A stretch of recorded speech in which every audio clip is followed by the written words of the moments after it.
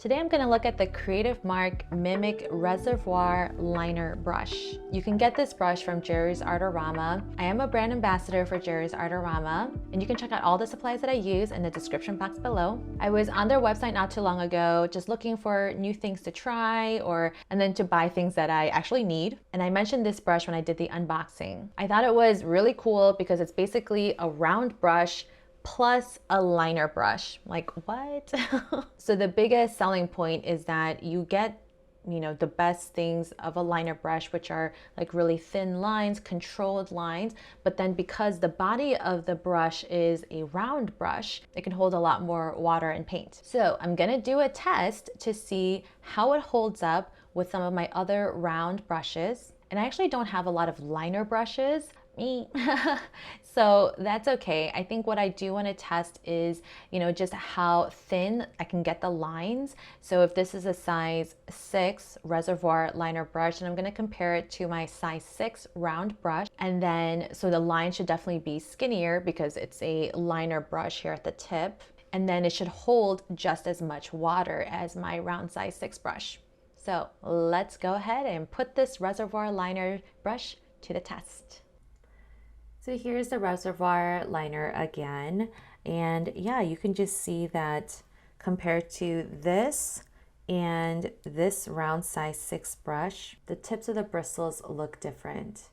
The reservoir liner here on the bottom, it has that more tapered look because it's got the liner brushes. You can actually also see that it's a slightly lighter color. And then the top one, the round size 6 brush, just tapers off normally. So let's put these two to the test. Both of these brushes are the Creative Mark brand and the Mimik synthetic brushes, and they can both be found at Jerry's Artarama. And I'm also using my LUKAS 1862 watercolors, also from Jerry's Artarama. I'm going to use a variety of colors, maybe slightly darker ones, maybe this chromium oxide green, just because it's a little bit more opaque and you can probably see it better here on the paper. I have scrap pieces of paper. I just want to do a couple of tests. So on this first one, I want to do a test of how thin I can get these lines. Because this is a liner brush, there's less bristles here at the ends.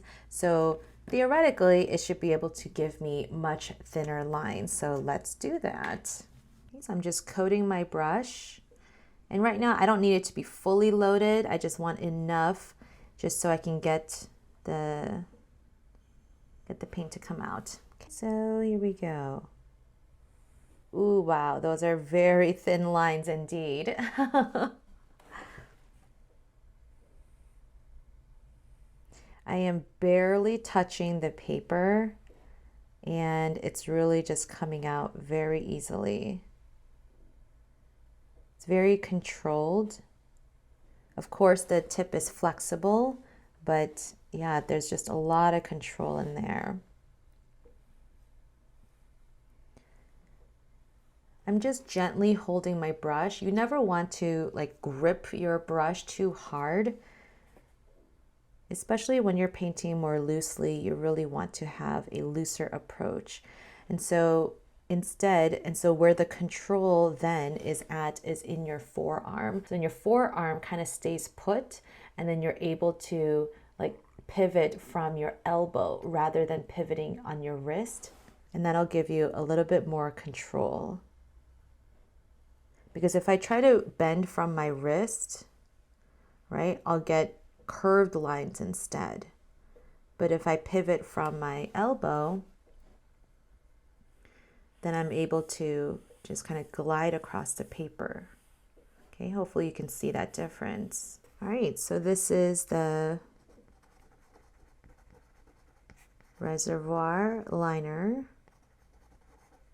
size 6. I just washed out the brush. Let's try the regular round size 6 brush. This is probably one of my favorite brushes because you can still get really thin lines. I mean, look how well it tapers off, But let me go ahead and load my brush here. Okay, wipe off that excess. Trying to form it to a point as best as I can.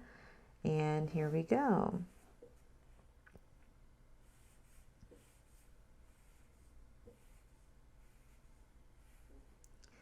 Okay, I am really doing my best to get the thinnest line possible. And I'm applying the lightest pressure, but I still can't get it to be as thin as this liner. I'm really trying, you guys. Really, really trying. I think if I don't apply enough pressure, then I get skips in my lines. So I have to apply some pressure, but yeah, it's like barely touching the paper.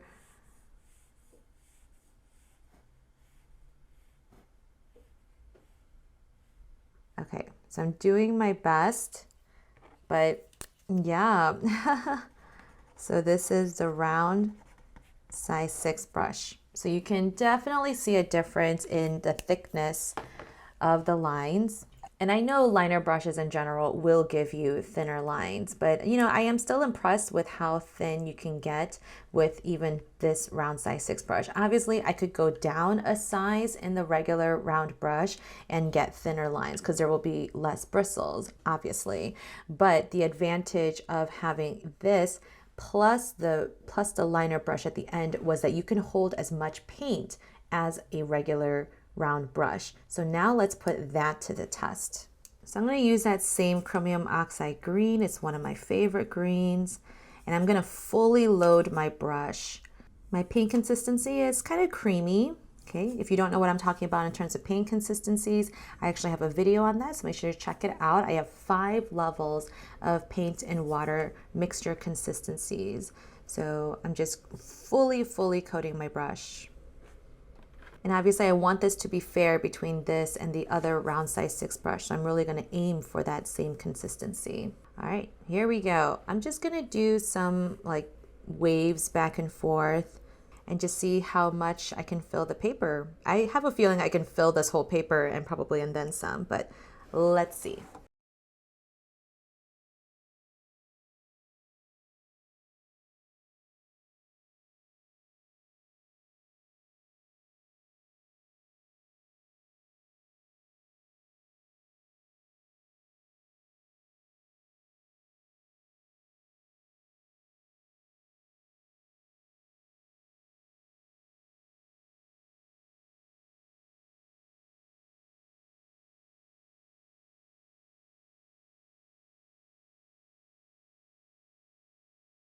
Obviously, some of my lines are a little bit thicker, so I do have to be fair and make sure that I do the same with the other round brush too. See, I'm more than halfway through and I'm definitely not running out of paint. Like it's starting to look a little streaky, but only because I'm not applying as much pressure. Oh no, here we go.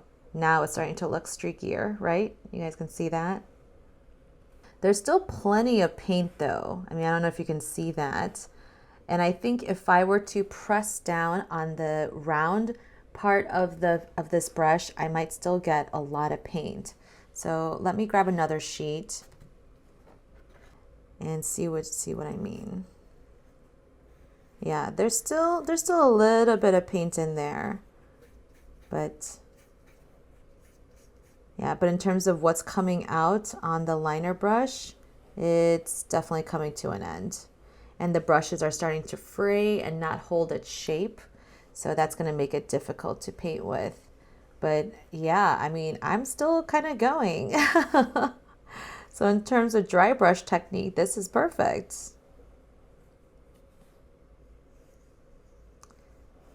Wow, okay. All right, you know what? I think that's pretty good. I'm gonna wash this out. So the reservoir liner brush was able to fill almost 2 of these pages. Obviously the first page, it was like 90% there. The lines are still really smooth. There's smooth paint consistency. I love that even from here all the way to the end, the value is more or less the same. So now let's try it with the regular round size 6 brush. And again, I'm going to try to aim for that same consistency. Yeah, this is pretty consistent. I just added just a little bit of water.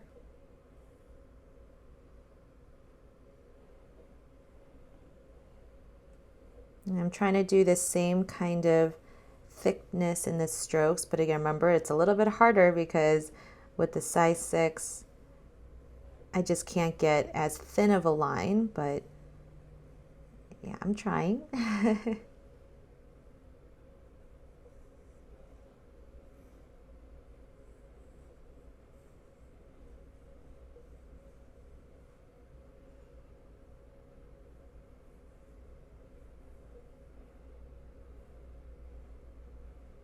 Okay, I'm starting to see the value in the paint changing, and I'm starting to see a little bit of the streakiness. I don't know if you guys can see that now.